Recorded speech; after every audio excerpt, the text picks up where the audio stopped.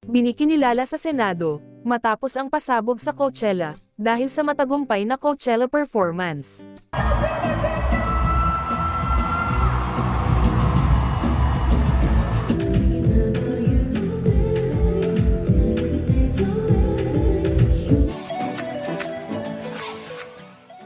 Proud na proud ang buong bansa sa Nations Girl Group na BINI, kaya naman pinarangalan sila sa Senado.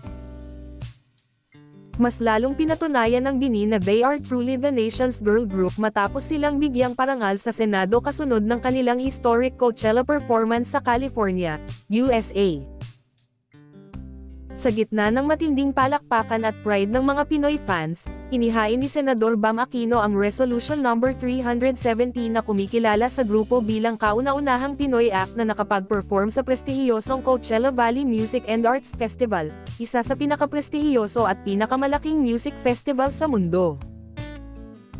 Ayon sa resolusyon, hindi lang basta performance ang ipinakita ng BINI kundi full-on Filipino representation sa world stage, mula sa kanilang outfits, choreography, hanggang sa cultural elements na isinama nila sa show.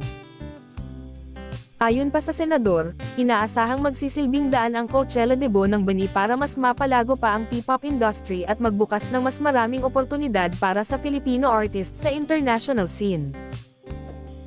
Sa huli, naniniwala ang senador na ang tagumpay ng grupo ay maghihikayat ng mas matinding suporta sa creative industries bilang mahalagang puwersa sa innovation, trabaho, at inclusive growth. Sa ngayon, tuloy-tuloy ang ingay ng BINI sa international scene, at marami ang naniniwalang isa pa lamang itong simula ng mas malalaking stages at global opportunities para sa P-pop queens ng bansa.